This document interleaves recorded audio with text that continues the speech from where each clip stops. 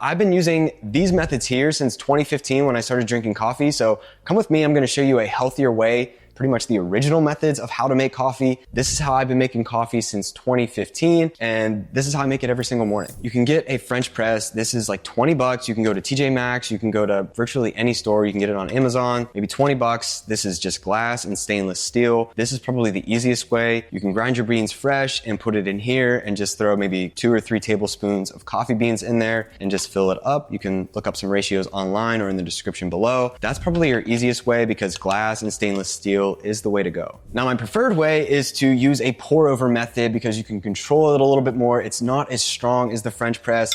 I have a couple different favorites of pour over that I like. This one is a little bit different than the Chemex here, but both are my preferred way to make it. Now, if you're looking for the healthiest way to make a cup of coffee, this is how we're gonna do it. So we're first gonna start off by using a kettle, and you don't need to get one this fancy. You don't need to have all this fancy equipment, but this is just how you do it. I'm gonna first start off with some high quality filtered water. I'm using reverse osmosis filtered water from my machine here, so this is filtering out virtually everything. I add just a couple drops of minerals back into it, filtered up here in my stainless steel kettle. So then I'm gonna grab my Chemex with a unbleached paper filter. That's what these tan ones are. And to start making a really high quality cup of coffee, I'm just gonna strain this out because it gets rid of the paper taste and it'll heat up the Chemex. So that way it keeps your coffee a little bit hotter as you're making it.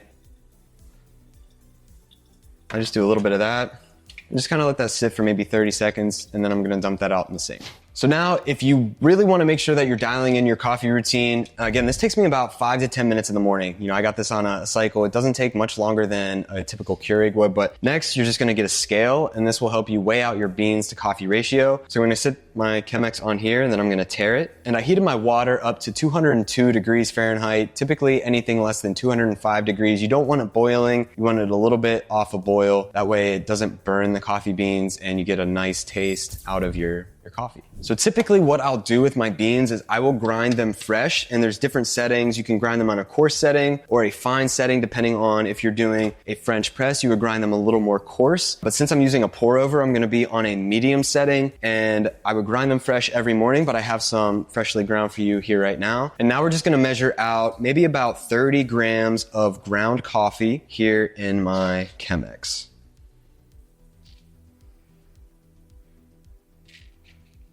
If you go over a little bit, that's all right too. And so the nice thing about these airscape containers is it keeps the coffee fresh. It doesn't allow them to mold. It keeps the moisture and the sunlight from getting to it. That way, you know, you're not getting mold in your mold tested coffee. Hopefully you're using a high quality coffee. So that way you can just keep it pretty fresh in here. So once we have our ground coffee already weighed out, then we're gonna tare it again back to 0. And that's when we are going to begin pouring over. Now this is gonna happen pretty quick. It takes 2 to 3 minutes. Again, this whole process takes me about 5 minutes, maybe 10 at most in the morning, depending on how much I'm taking. But we weighed out 30 grams of coffee beans, and what we're gonna do is 15 to 1 ratio. That's what I like. You can do give or take. People like to do different, but I like to do 15 grams water to 1 gram of coffee beans. So what we're first gonna start off by doing is just doing a little bit of a bloom. And as you can see, I'm just doing a little bit, pre-wetting the coffee beans and not doing too much. And as you can see in here, the coffee is kind of bubbling up. This is off-gassing a lot of the carbon dioxide in there, and that is allowing it to be fresh. And I just give that maybe 20 seconds to allow the carbon dioxide to off-gas. And even on my scale here, it has a timer and that I can press and just keep track of the time if you really want to get serious about your coffee. So now that it's been about 20 seconds, we're just gonna have a nice steady pour in our coffee, and you can control the flow rate. You don't want to go super fast. You just want to make sure that you're just covering the beans a little bit at a time. And listen, I started this back in 2015 and I'm not a pro by any means, but this is just how I do it. And I've noticed that I can really enjoy the taste of my coffee. I can tell a difference when I get this compared to Starbucks or Keurig machine or whatever. You can really control the flow rate here because of how much you're pouring. You can stop and allow the coffee to drip down. And you can control exactly how much water you're putting in.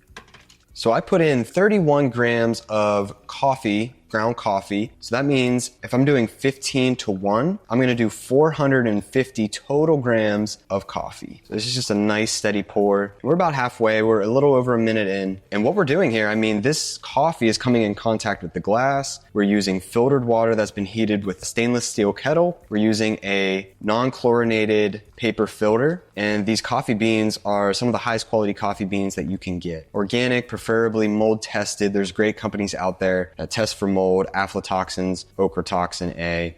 And a nice steady pour. This should take no more than 3 minutes. And again, you don't need to have a crazy setup like this. Like I mentioned, just using a glass stainless steel French press will do, but your biggest thing is just using glass. We're not trying to use any plastic. We're not trying to use aluminum. We're just really trying to use the highest quality things that we can, because this is how coffee's really been made for as long as coffee has existed. You know, you just use water and materials from nature. This is better for the environment. It's more reusable, and it's healthier for your body as well. So as we're finishing our pour here, we're reaching 452. It doesn't need to be perfect. And this is how I make my coffee for myself and my wife every morning. We've been doing this for years. And again, this is something that I've personally found great enjoyment in. This is a nice morning routine, a morning ritual for me. It's something that I wake up looking forward to every single morning. I come out, let my dogs out, take them for a walk sometimes. And I like to come out here and make this first thing in the morning after I've had my water. And it's just a nice ritual. You know, if you have 5 minutes to make a cup of coffee in the morning, this is going to be a lot better. It allows you to wake up, allows you to kind of think a little bit. Not only is it healthier for you, healthier for the environment, but it's also just a nice ritual, and it looks pretty cool too.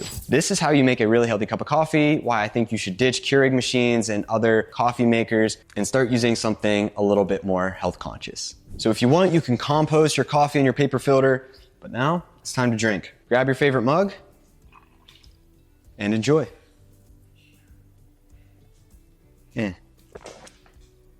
It's a fresh cup of coffee. Guys, if you're loving this content, be sure to leave a question or comment below. Hit that like and subscribe button, because we have a lot of incredible content coming your way just like this. Be sure to send this video out to somebody that you know needs to see it most, and I'll talk to you next time.